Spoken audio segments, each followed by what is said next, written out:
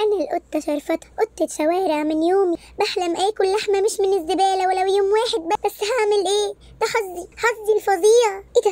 ايه اللي انا شايفاه ده ساحر، شكله عجيب جدا. وايه رأيك بقى اني ممكن احقق لك حلمك بس مؤقتا؟ بجد ممكن تحقق لي حلمي؟ والله لو هتبطلني ابقى جعانه يلا بينا.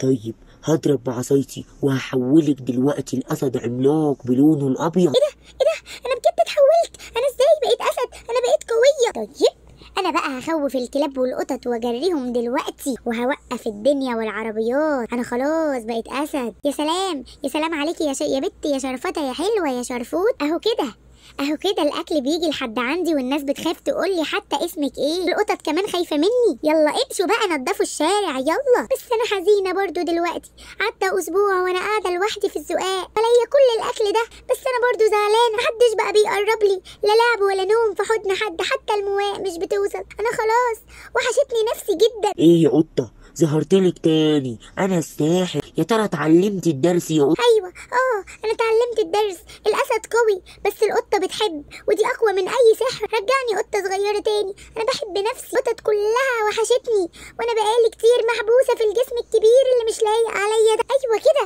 اخيرا اتحولت، اخيرا الحمد لله رجعت تاني قطه جميله كيوته. واديني رجعت تاني باكل مع اصحابي وناسي، وانتوا كمان يا اصحابي. دلوقتي هنصحكوا نصيحه، لو اتغير شكلك خليك فاكر قلبك، لان القطه الحنينه احلى من 1000 اسد لوحده. وعجبكم قصتي ما تنسوش تدوسوا لايك وسبسكرايب وتفعلوا زر الجرس عشان يوصل لكم كل جديد. اشتركوا في القناه، خلينا نكبر ونكبر ببعض ونقوى ببعض. بحبكم جدا، باي باي.